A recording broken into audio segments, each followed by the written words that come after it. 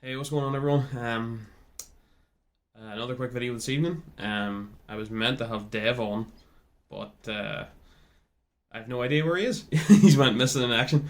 Um, but yeah, we were going to talk a little bit of football on the channel, um, and do a wee Skype call or whatever. So I thought I'd just mosey on. We'll get something out. Dev will appear at some point, I'd imagine. Um, yeah, so we were going to talk a little bit of football this evening. I did a video last week on the Liverpool Manchester United game. We've done a few on the NFL now on the YouTube channel. Um, One on the NBA as well. So yeah, I thought I'd do another one on football.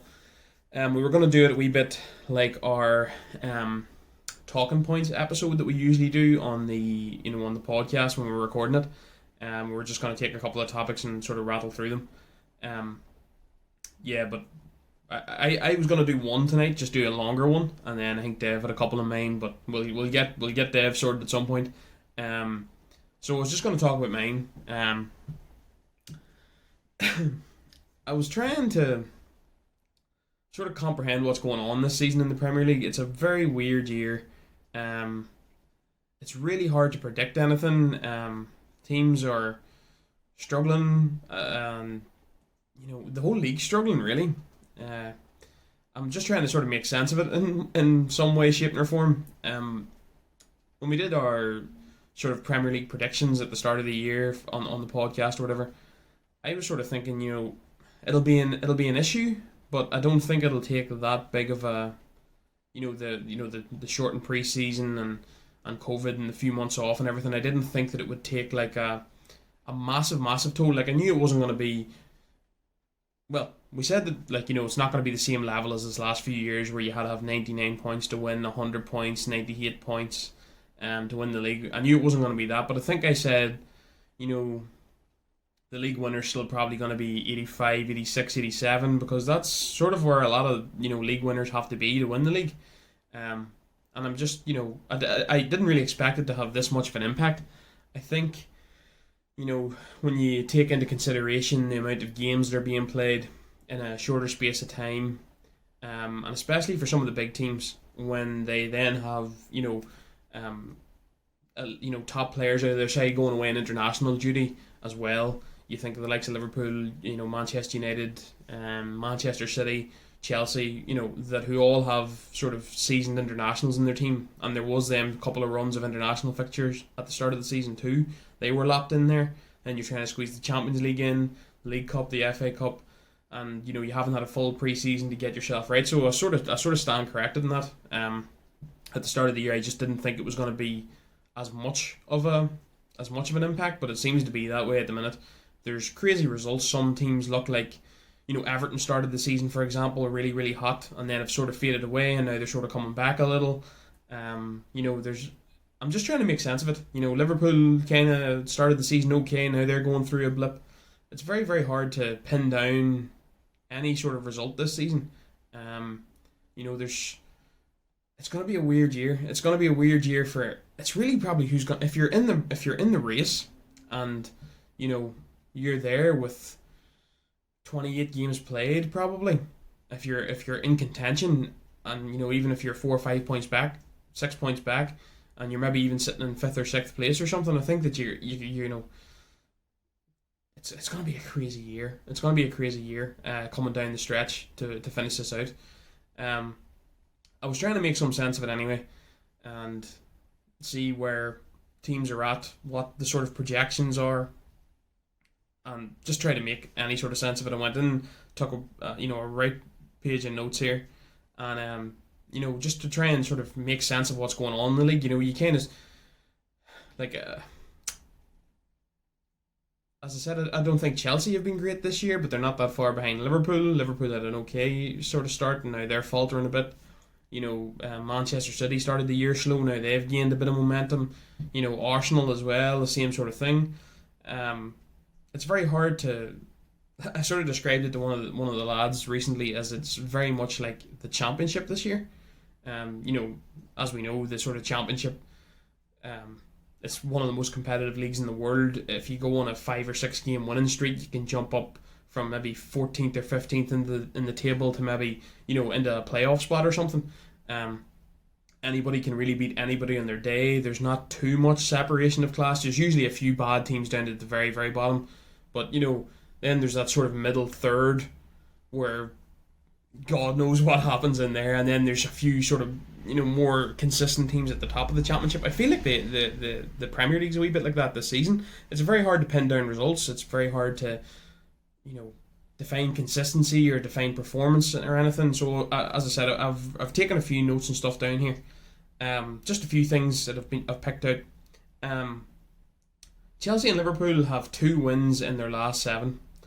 Um, if that happened in any other season in recent memory, you would nearly be ruled out of a title challenge in in quick succession. If you had 2 wins in 7 games, you would nearly 100% not be in a title race. And the fact that both of these teams probably still are to an extent is nuts. So there's one thing that Liverpool were obviously top of the league until this weekend passed, and we have 2 wins in 7 games. So that's one stat. Arsenal, who everybody has said they've been bad to start the year, haven't really been great. They looked good at the end of last season, but haven't really started this season fantastically well. Have now won 4 and drawn 1 in their last 5. So they've had a run of consistency and winning games there. You can see the difference that it can make to now. Arsenal haven't jumped that many places because they did fall behind so far at the start of the season. But if they could continue this run, or if they can go on another run like this shortly again, they could jump right up in the league, in the league table. Manchester City now have 5 wins on the spin. They definitely look maybe the most dangerous team in the league. I've got some other stats coming later on that is sort of going to give a wee bit of perspective on where everybody's at least a little bit, or I'm going to try and give my opinion on it. City have 5 on the spin. They are conceding very few goals, and they haven't just been scoring as many, Manchester City, but they have had Aguero missing. Jesus has missed a bit of time as well. They've had to play De Bruyne in like a false 9 role. Raheem Sterling hasn't been scoring as many goals as he has in recent seasons as well. So, even everything that's sort of you're questioning a wee bit about Man City in certain ways, they've won 5 on the spin. Villa, at the time of recording, I think it's Tuesday the 19th. This should be out tonight anyway. But yeah, at the time of recording, Villa have only played 15 games in the league. So Villa are, I think they're sitting 11th. They're sitting 11th in the league, but they've played 3 games less than most teams, 4 games less than a couple, and they're sitting in 11th, but they have 3 games in hand, so they could gain an extra 9 points. And this will lead into the next point that I had found out, which is 11 points. Only 11 points. 11 points in certain seasons can seem like a big gap, a very, very big gap. But in this season, I don't think it is. 11 points separate the top 11, and that 11th place team is Aston Villa. So, you have a team there sitting on 11th that could conceivably jump up to maybe 3rd or 4th if they won their games in hand. It shows you how tight and tough it is right now. Aston Villa have been one of the better teams in the league this season. I think Jack Grealish has most touches in the opposition box. He's one of the best chance creators in the league as well too. He's been playing outstanding stuff this season as Jack Grealish. So Villa have been very good, and they're in 11th, and 11 points separate the top of the league right now, which is Manchester United, and 11th spot, which, as I said, in any other season you could probably think, well, 11 points is completely insurmountable, but nobody has really put a run of, nobody has been entirely consistent throughout this this league season. It's been, everybody's had bad runs so far, everybody, and that just proves it. As I said, just to sort of give perspective on where the league is at the minute, we're nearly halfway through now. Most teams have played 18 games. There's a few that have played their 19th game, but most teams are on sort of around the 18 games mark. Manchester United sit top of the league with 37 points after 18 games, and City sits second with 35 points, but only 17 games played. So maybe City go top, with their game in hand, and takes them up to 38 points. But just to give a little bit of perspective, it's the halfway point of the season. There or thereabouts, give or take.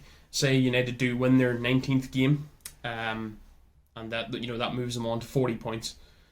So you're at the halfway point in the season. The season's still going to be quite busy. You're going to have more internationals to play. There'll be the return of the Europa League, the return of the Champions League. More games in them competitions also. So, it's been a busy Christmas period, but at the same time, it's not gonna slow up really at all. So, and then there is like teams like Aston Villa that have games to catch up on. We're still a little bit behind as well, but so United maybe say we'll give them the 19th game and a win, which takes you to 40 points. So you're halfway and you're on 40 points. So that projects out at least a little bit, as simple as it is, to an 80-point Premier League title win. As I said at the start of the season, I thought maybe the league winners would probably end up with maybe 86, 87, 88 points. Just sort of where I thought normally it would be. An 80 point. I then looked in to see when an 80-point league winning side last occurred. So, or in and around that anyway. Because just to give a wee bit of perspective on where we're at and how much it's being affected this season. So, say the league winner is at 80 points this year. Last year, obviously, Liverpool won the title with 99 points. The season prior, City won it with 98. The season prior to that, City were the Centurions. They had 100 points. So we know them ones there pretty recent in our memory. Going back a little bit further, Chelsea in 16-17 had 93 points and won the league. The only one that's close, is the Leicester title win. And that league season is an anomaly in more than one way, really. When you think about it, like a team like Leicester actually won the league. They won it with 81 points. And I sort of was classing that as at least a little bit of an outlier because, as I said, the really big teams that year, we all know about it. Like, it was a freak run. It was great what Leicester did and everything. But, really and truly, if anybody maybe had it been anyway good that year, Leicester mightn't have won it. None of the big teams performed. I think Liverpool finished 8th. Arsenal finished 2nd that year. Spurs were in the title race for a little bit. But yeah, Leicester had 81 points, but that season was a bit of an anomaly in just all time, really, anyway. That was 15-16. 14-15, Chelsea had 87 points. And then 13-14, Manchester City had 86 points. So I had to go back to the year 2010-2011 for the last time a sort of, big team, or, excluding Leicester, won the league with 80 points, and it was Manchester United. In 2010-11, United won the league with 80 points. So, it's going to be, it shows you where the league's at the minute, along with that sort of 11 points separating 1st and 11th. It sort of shows you where the league's at. There's some other ones that are a bit down here, some other, facts about what's happened and where teams are at the minute. Wolves have no win in 7. A team that's been quite the bogey team for the big clubs in recent seasons. A team that's been, in and around the hunt in the Europa League. Made sort of small Champions League pushes at times, but, never really got there, obviously. But, was in and around that. So, coming into the season, I can't really remember entirely on our predictions, but I think me, Christopher, and Vesti, I think we all three of us had Wolves maybe anywhere between 10th and 6th, I think. That's sort of where you were predicting Wolves to be. Now, they're not having a good season as well. So, they have no win in 7, which is, sort of relegation type form. I don't think that Wolves will get relegated, but, if you just said, that team has no win in 7, you wouldn't think of Wolves. Everton early on in the year, who started the season quite well. They were top of the league for a little while. More recently, they had 1 win in 7. So that's another shocking run. But now, in the last 4 Premier League games, they've won all 4. So they've won 4 on the bounce. So they had 1 win in 7 and now have won 4 on the bounce. Just everything seems to be taking a toll. There's no consistency through the league. Like, Liverpool sort of rolled into this Christmas period with a few easier fixtures. West Bromwich Albion, we all know, we dropped points. I think the big sides, obviously, I think that some of the middle table sides and sort of, lower table sides can go through these runs of inconsistency and then a little bit of consistency in most Premier League seasons. But usually, the bigger sides, maybe two teams at the very top will be very, very consistent. Then you'll have maybe fairly consistent teams between third and maybe seventh. But even at this point this year, them teams aren't being any way consistent either. Manchester United have had some runs, have had a good run now to get themselves to the top of the league, a lot of away wins. But then you think back on United's season having to come from behind in a lot of games. Is that sustainable? They've been a little bit more controlled more recently. And as I said, City had a slow start, drew a few games in that, and then had to sort of plod their way back into it now. So consistency is not really a thing this year, or a lot of teams are struggling to find it. To give another little bit of perspective on where the Premier League's at the minute, this is the average points per games for the top 5 team, the top 5 teams in the top 5 leagues across Europe. So points per game, Atletico lead the way. They have 2.56 points per game. AC Milan are second with 2.39 points per game. Bayern are third with 2.25 points per game. Inter are fourth with 2.22 points per game. PSG and Lille are joint fifth with 2.1 points per game. There isn't a Premier League side in the top 5 in points per game. Lille are there. Lille. Now some of them other teams are performing quite well, obviously. Atletico, Milan, both the Milan sides are having quite a good year. Even Bayern have struggled a little bit. In the Bundesliga, they look more vulnerable than they have had in this last, long time anyway, 6-7 years. So there's not a Premier League team points per game wise, in the top 5 across all Europe's top 5 leagues. So that sort of shows you where the league's at, and it's probably a little bit of, the competitiveness of the Premier League, the sort of higher level of competition of maybe some of the lower teams, and the bigger clubs not performing and not being consistent. Then I sort of wanted to, take a look at where individual teams are at. What is a few of the stats showing as to where, is what the table shows us and the results that have shown us a little bit, is that accurate? Is it sort of, does it bear out in some of the, the expected goals and, expected goals against numbers? They give you a sort of decent barometer of sort of the chances that you're giving up and the chances that you're creating. And, it sort of, bears out over the course of a season. If it sort of stays in that sort of mold, you'll get more points even if you are having a bad run currently, or if you're on a good run now, but the numbers show you to be a little bit different. So if you average it out across the season, then obviously it'll give you maybe a better barometer of where you're at, or it tends to anyway. So for expected goals, I thought it was interesting. So Liverpool lead the league as far as expected goals go. Now our goals, it gives you an example. Our goals have dried up in this last 3 or 4 games. Liverpool haven't scored, but even at that, as of today and as of recording, Liverpool lead the league in expected goals. So we're missing chances. Some of them, are bad misses. Some of them, are good chances, and keepers are just making saves, and we just can't. We're just going through a little bit of a drought up front at the minute. So Liverpool lead the league in expected goals with 34.7 expected goals this season. We're clear by quite a margin. Second in the league is Chelsea.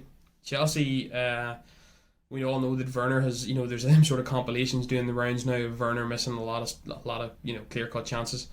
Chelsea are second. They have 29.8 expected goals, so they're 5 odd behind Liverpool. United are fourth, so I done the big 6 here anyway to sort of give an idea of where they're at. United are fourth with 29.3 expected goals. I think Leeds were third. So United are fourth, 29.3. City are fifth, 29.1. Spurs are eighth, 26.3. And then Arsenal are ninth with 25.5 expected goals this season. So, that gives you a sort of barometer of what teams are doing attacking wise, where they're sort of at as far as their attacking is going this season. What I would take away from it? I take away from it that, Liverpool are still, despite, the goals that have dried up in this last 3 or 4 games. They're still creating a lot of opportunities. We did create a couple of opportunities that maybe could have been buried against United. There's a few in the other games as well that could have been taken and weren't. Um, it shows you that you're still creating the chances, which is, a small sort of positive to take away from it. You'd be more worried if you were playing and dropping points and conceding points, and you weren't really creating the chances. Everything looked a wee bit the goals had proper dried up because you weren't creating any chances. We're still creating them, we're just not putting them away. What do I make of Chelsea in second there? Chelsea create, that's what Frank Lampard's probably the best at, creating a team that can create a lot of chances. He has good attacking talent there. He's just had a hard time getting the balance right. I'm going to talk about expected goals against now in a minute, but I've got a weird sort of take on Chelsea because it kind of shows where their inconsistencies lie, and sometimes Chelsea turn up and look very, very good, and then sometimes they turn up and look very poor. So Chelsea were second. That's they've created a lot of chances there. United are fourth in the league for it, so they're creating a good bit of chances. Obviously Bruno Fernandes. I think they dropped down with non-penalty XG, so I think they dropped down a spot or two because United have got a few penalties this year, but we'll not get into that. But yeah, United are fourth. Bruno Fernandes has been fantastic for them. He's created a lot of goal scoring opportunities. He's very good at fighting space and creating that wee hole in behind. Some Martial hasn't been great. Cavani's looked okay in different times. Rashford's been playing okay. But yeah, United are fourth. City are fifth. As I said, they've been missing Aguero. They haven't really got the best out of Raheem Sterling at the minute. Gabriel Jesus has had his sort of injury issues and stuff as well. So, they're down in fifth as far as expected goals. Spurs, eighth. It's sort of that. My takeaway from that would be, even though Son and Harry Kane had that brilliant run at the start of the year,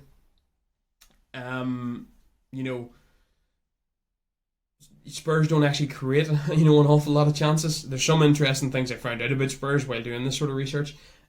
Spurs actually, they have the most defensive third pressures in the league. So obviously they're defensive third, the middle third of the pitch, and the attacking third of the pitch. Spurs, if you look at Liverpool and Manchester City, they're the team that has the highest attacking third pressure. So they press teams high up the field and try and win the ball back early. But Spurs, on the other hand, have the most defensive third pressures in the league. So it shows you how far back that Jose Mourinho's actually sitting with this side. They also are 13th in the league for actual possession, Spurs, which I found funny. And then they are 13th in the league in attacking third touches. So it's full on Mourinho, deep, defensive, parking the bus and then hitting you on the counter. The stats bear it out a little bit anyway. But yeah, Spurs are 8th in the league as far as XG with 26.3. So that's interesting. Even though Son and Kane have had that brilliant start to the year, and then Arsenal, who have struggled in front of goal a little bit this year, are 9th in the league. So that's interesting. I'll move on to expected goals against them. Expected goals against in the league, City are first. That defence, Pep has definitely played a little bit more conservative this year, tightened up the defence. John Stones has come back in and looked good. Ruben Diaz has been really good. They're sort of holding Emerick Laporte out of a position at the minute. So City are playing a little bit more conservatively. I don't think they're opening themselves up and attacking just as well as they could. And then on the other side, that's keeping them a little bit more protected at the back. So yeah, City are first with 13.5, quite a margin away from the next big six side, which is Spurs. They are 19.3 expected goals against. So, Spurs defending quite a bit, obviously, as I said, from most defensive third pressures in the league. 13th in the league for actual possession, and then 13th attacking third touches. Spurs are being quite defensive, so they're there with 19.3.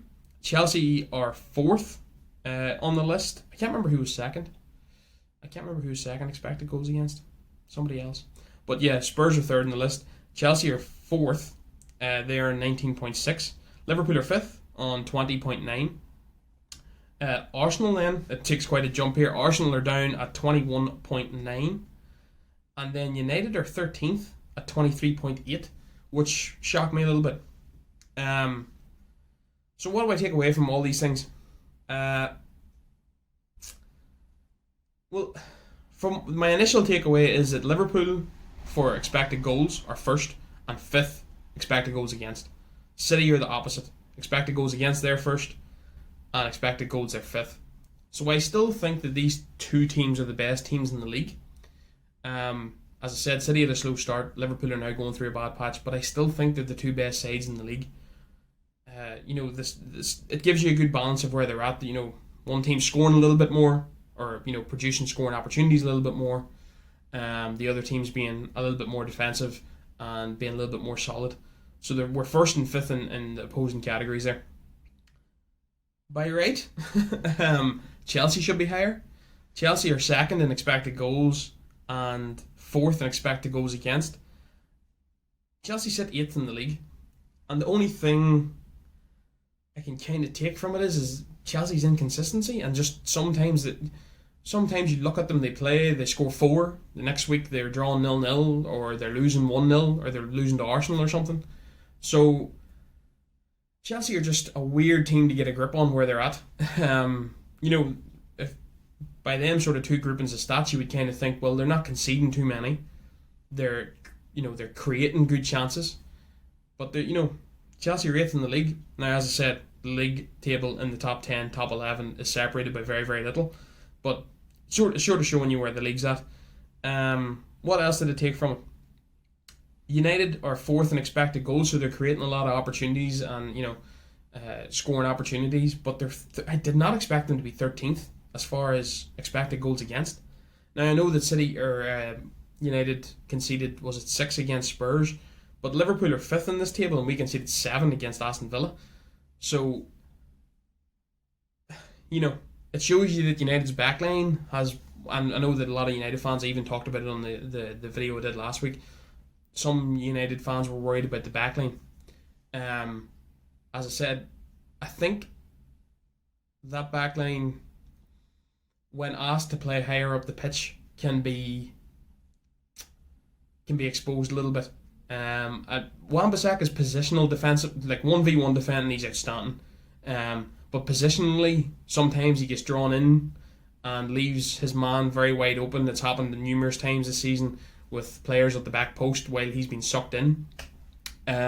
Luke Shaw's played better. He's been one of United's better players this season. But Harry Maguire has been iffy at the best of times. That Maguire-Lindelof partnership's been iffy.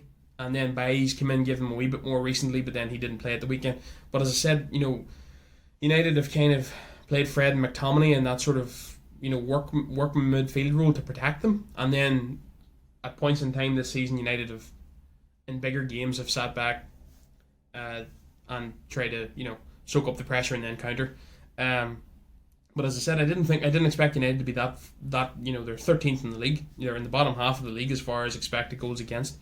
And as I said, you conceded 6 against Spurs. United conceded 6 against Spurs, but Liverpool conceded 7 against Villa and were much higher. So that's where, as I was saying, I think Liverpool and City are still the two best teams in this league. I just feel like United have had a bit of momentum. They're fourth in expected goals, 13th in goals against.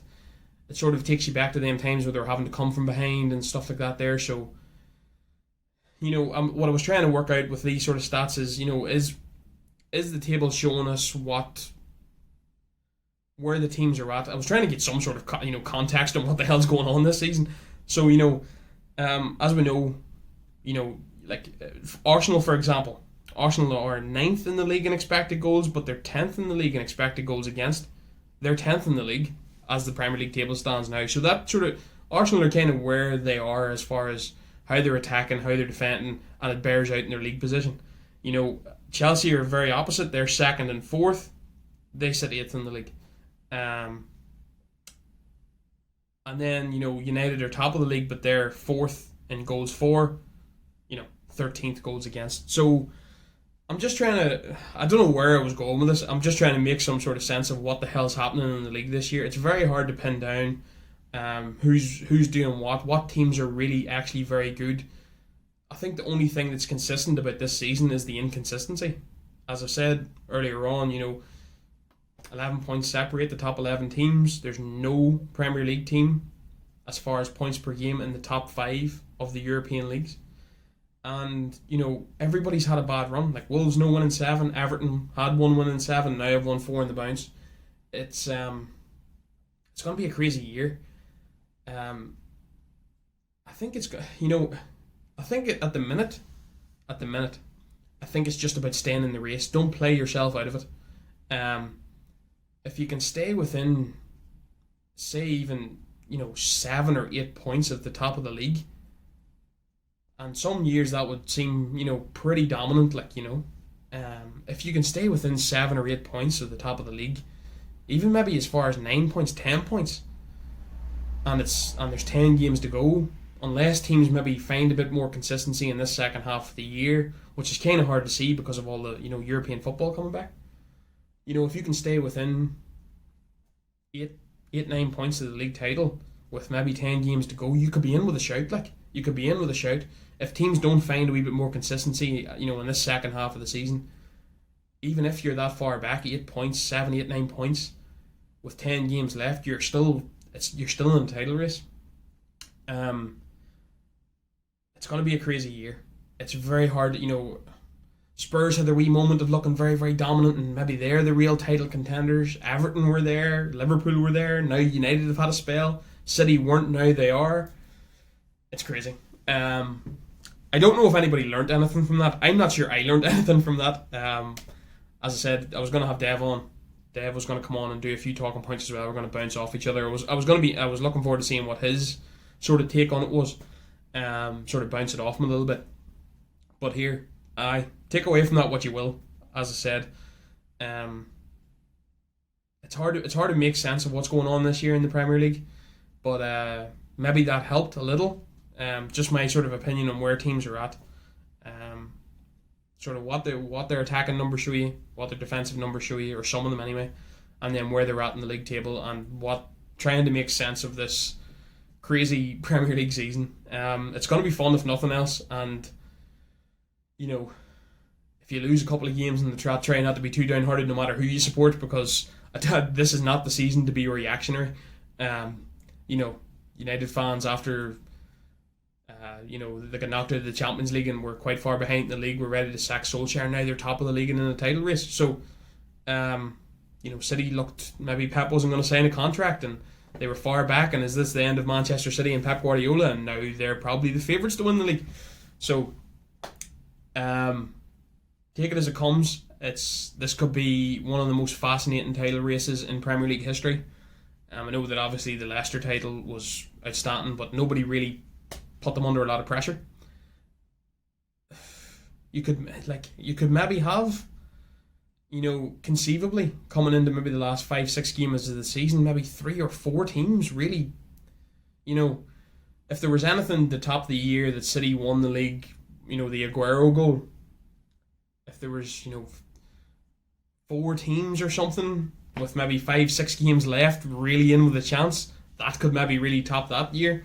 Because usually, at the end, it's always sort of 2 teams pull away, and that's sort of the way it stands. But if you had 3, 4, maybe 5 teams in a position to win the league coming into the last 5-6 games of the year, all being very tight, it would be incredibly nervy and not good for the health. But it could be one of the best Premier League finishes and run-ins. Maybe not with quality, because maybe the quality hasn't been there, but at least it could be one of the very best Premier League run-ins as far as excitement and stuff goes.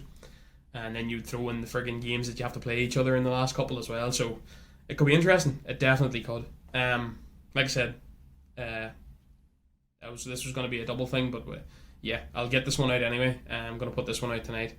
What have I got coming the rest of the week then? Yeah, we did a little NFL one yesterday. I did one on my thoughts on the NFL's weekend's games. Vesti has a little sort of recording wee audio only podcast out on the website. Podbean, Spotify, iHeartRadio, Amazon Music. I'm going to continue along with these YouTube ones for the time being until we can get back in and get recording.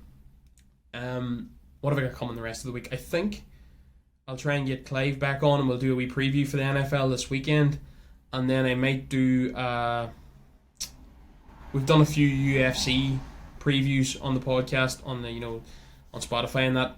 So I might do another one. Obviously, Conor McGregor and Dustin Poirier are fighting this weekend, so I might do that tomorrow or Thursday, and then maybe the wee NFL one later in the week, maybe Thursday night. Depends. I'll see what way I can get it working with Clive. But yeah, if you're new to watching the YouTube channel, we have a podcast. It's on Spotify and Podbean, Amazon Music, and iHeartRadio. We're not recording at the minute because restrictions and all that, so we're trying to make do. We're uploading a few videos to YouTube. We're uploading the entire podcast to YouTube, but we were only doing audio, so I thought I'd do a few of these, a few videos, throw these up, see what way they happen, see what way they go, and I think they're doing okay at the minute. They're better as we go along. The first few were a bit dodgy, and now I'm happy enough with them for the time being. We'll maybe start once we get the lads back in and actually recording the video of the podcast and having the audio out. I've been thinking about doing that. So yeah, we're making do as best we can at the minute, and we'll keep plugging away, and hopefully we'll be back soon on our podcast streaming platforms. And then, as I said, I might start recording the video for the podcast and throwing it up on YouTube and seeing what way it goes, and have all three of us in here, because it can be a good laugh most nights. And we'll try and work something out. But yeah, that's me done. Give the YouTube page, subscribe to the YouTube page, hit the bell for notifications, and if there's we can't really do our nerd stuff at the minute, which is annoying because it is good crack. But yeah, if you're new to the YouTube channel, give us a subscribe and leave comments. See what you think of the Premier League season. I don't know if any of that made any sense, but yeah, that'll do me for now. I'll get out of here. Cheers.